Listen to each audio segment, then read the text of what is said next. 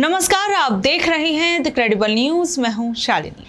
मुंबई का बांद्रा इलाका, जहां एक तरफ बड़ी बड़ी इमारतें हैं, वहीं दूसरी तरफ है गरीब नगर। यह इलाका पिछले कुछ दिनों से जंग का मैदान बना हुआ है। यहां बुलडोजर चल रहे हैं, पत्थरबाजी हो रही है और पुलिस का लाठीचार्ज भी चल रहा है। सालों से यहां बसे हजारों गरीब परिवारों के सिर से छत छीन ली गई है। मामला रेलवे की जमीन से जुड़ा है। बांद्रा ईस्ट स्टेशन के पास गरीब नगर नाम की एक बहुत पुरानी झुग्गी बस्ती है। रेलवे का कहना है कि ये उनकी जमीन है और यहाँ नई पटरियां बिछानी है ताकि 12 नई ट्रेनें चलाई जा सके। और ये जो लड़ाई है करीबन 10 साल से कोर्ट में चल रही थी और आखिरकार बॉम्बे हाई कोर्ट ने ये आदेश दिया कि 100 चुनिंदा घरों को छोड़कर बाकी सब हटा दिया जाएगा। इसी आदेश के बाद भारी पुलिस बल के साथ यहाँ पर तोड़फोड़ शुरू हो गई। कार्रवाई के दूसरे ही दिन माहौल तब बिगड़ गया जब प्रशासन ने 2 पुरानी मस्जिदों फैसाने मुस्तफा गरीब नवाज और मस्जिद ए इनाम को गिरा दिया। स्थानीय लोगों का ये कहना है कि ये मस्जिदें 70-80 साल पुरानी थी। मस्जिदों के गिरते ही लोगों का गुस्सा फूट गया। एक तरफ से पत्थर चले तो दूसरी तरफ से भी पुलिस ने लाठियां चलाई और इस झड़प में पुलिस वाले और आम नागरिक दोनों लोग घायल हुए। लोगों का ये कहना है कि पुलिस ने भी जवाब में पत्थर फेंके, जिससे कई महिलाएं और बच्चे चोटिल हो गए। कई लोगों के लिए ये तोड़फोड़ जो थी उन जिंदगियों के अचानक टूटने जैसी थी जो उन्होंने दशकों में बनाई थी। द प्रिंट की ये रिपोर्ट देखिए, जिसमें कई लोगों से उन लोगों ने बातचीत की, जिसमें से एक महिला है जिनकी उम्र 45 साल है और नाम है आसिया। आसिया बानो की हालत देखकर किसी का भी कलेजा मुंह को आ जाएगा। वो 40 साल पहले छोटी सी बच्ची बनकर मुंबई आई थी। उन्होंने अपने पति और बच्चों के साथ मिलकर बरसों तक मेहनत की और पाई पाई जोड़कर एक 3 मंजिला छोटा सा घर बनाया। लेकिन मंगलवार को प्रशासन का बुलडोजर आया और उनकी जिंदगी भर की कमाई को मिनटों में मलबे का ढेर बना दिया। आज आसिया उसी टूटे हुए घर के पत्थरों और सरियों के बीच बैठी हुई थी। उनके पास अब ना घर बचा है और ना ही सिर छुपाने के लिए कोई जगह। आज वो उसी मलबे पर बैठी है जिसे कभी वो अपना घर कहती थी। उनके लिए ये सिर्फ पत्थर नहीं है, उनके खून पसीने की कमाई थी जो अब बर्बाद हो चुकी है। 35 साल की नाजनीन अंसारी, इनकी भी कहानी बहुत ज़्यादा दुखी है और उनके पति वसीम फर्नीचर बनाने का काम करते हैं। नाजनीन दिव्यांग भी हैं, इसलिए वो खुद ज़्यादा हिलडुल नहीं सकती थी। जब बुलडोज़र आया तो उनके पति को अकेले ही सारा सामान बाहर निकालना पड़ा। नाजनीन कहती हैं कि उन्हें पहले से कुछ नहीं बताया गया। घर टूटने के बाद वो कहाँ जाएंगी? अब उनका परिवार बेघर होकर सामने वाली सड़क पर पड़ा है। मुंबई जैसे बड़े शहर में उनका कोई रिश्तेदार भी नहीं है। वो रोते हुए बस एक ही सवाल पूछ रही थी कि अब हम कहां जाएंगे। देखिए, प्रशासन के लिए ये सिर्फ एक अतिक्रमण हटाना था, लेकिन नाजनीन जैसी दिव्यांग महिला के लिए ये उसकी दुनिया का अंत था। बिना किसी तैयारी और बिना किसी नई जगह के एक मजदूर परिवार को सड़क पर छोड़ दिया गया। क्या विकास का रास्ता इतना बेरहम होना चाहिए कि एक लाचार इंसान को भी ये ना पता हो कि अगली रात वो कहां सोएगा? 28 साल के आफताब को सुनिए, जो लोगों के घर कुरियर पहुंचाने का काम करते हैं। उनके लिए ये मुसीबत दोगुनी हो गई। आफताब का पूरा परिवार, उनके पिता और माँ और 3 बहनें इस कार्रवाई की वजह से बेघर हो गए।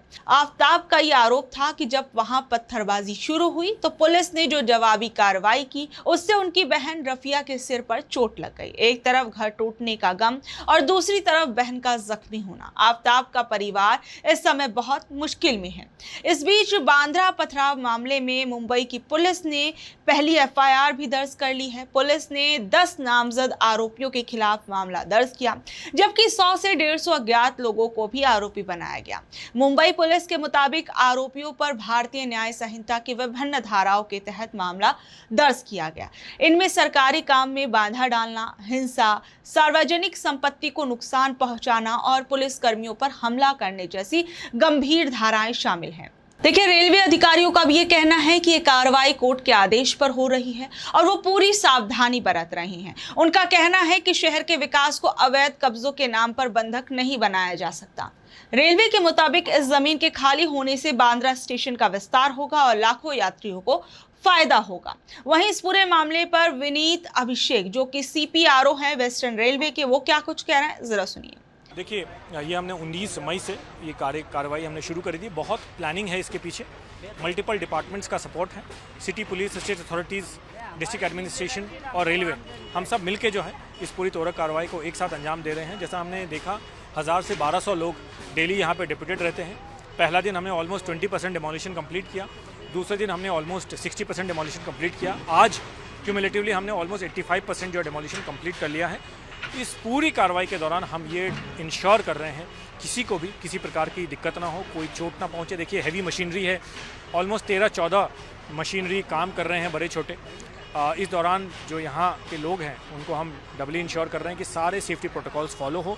किसी को अगर किसी भी प्रकार की आवश्यकता है, ज़रूरत है, वो भी हम फुलफ़िल कर रहे हैं।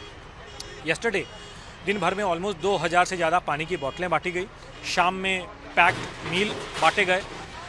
बिल्कुल ये मामला सेंसिटिव है और हम समझते हैं कि ये जो है एक यहाँ पे किस प्रकार की एक कॉम्प्लिकेटेड जो है पूरा मुद्दा है, लेकिन हम बहुत धन्यवाद व्यक्त करना चाहते हैं सभी जो हमारे पैसेंजर्स हैं गणमान्य, जिनका बहुत सपोर्ट मिल रहा है, मल्टीपल अथॉरिटीज़ जिनका बहुत सपोर्ट मिल रहा है।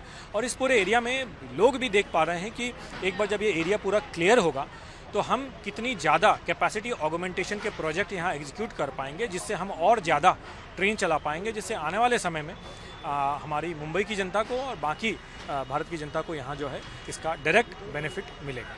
देखिए, जहां एक तरफ ये बुलडोजर की कार्रवाई की जा रही है, वहीं दूसरी तरफ वो लोग हैं जो रो रहे हैं, बिलख रहे हैं, जिनके सर से उनकी छत छीनी जा चुकी है और वो सड़कों पर रहने को मजबूर हो गए हैं। देखिए, विकास बहुत ज़रूरी है, पटरियां बिछाना भी ज़रूरी है, लेकिन सवाल उन लोगों का भी है जो रातों रात सड़क पर आ गए, जिनका ये कहना है कि उन्हें पहले नहीं बताया गया। क्या इन गरीबों को सही ढंग से पुनर्वास मिलेगा, नहीं मिलेगा, या फिर इससे पहले इस कार्रवाई से पहले पुनर्वास नहीं दिया जाना चाहिए था? ये अपने आप में इस खबर के बाद कई सवाल उठ रहे हैं। देखिए, राजनीति और कानून की अपनी जगह है, लेकिन जब घर टूटता है तो सिर्फ दीवारें नहीं गिरती, एक गरीब का बरसों का सपना और भरोसा टूट जाता है। बांद्रा की महंगी जमीन पर बसे इन गरीब लोगों के पास अब सिर्फ खुले आसमान का सहारा है। घटना के बाद पूरे गरीब नगर और बांद्रा ईस्ट इलाके में भारी पुलिस जो है वो तैनात है। पुलिस लगातार इलाके में गश्त कर रही है, ड्रोन के जरिए भी निगरानी की जा रही है। प्रशासन का कहना है कि किसी को भी कानून हाथ में लेने की इजाजत नहीं दी जाएगी। फिलहाल स्थिति नियंत्रण में बताई जा रही है, लेकिन इलाके में तनाव बना हुआ है। रेलवे और पुलिस प्रशासन ने कहा है कि अवैध कब्जों के खिलाफ अभियान जारी रहेगा और सुरक्षा के साथ बाकी ढांचों को भी हटाया जाएगा। तो बहरहाल आप लोग इस खबर पर क्या कुछ कहेंगे, नीचे दिए कमेंट बॉक्स में अपनी राय जरूर बताइएगा। और ऐसी अपडेट से जुड़े रहने के लिए देखते रहिए द क्रेडिबल न्यूज। मैं हूं शालिनी, धन्यवाद।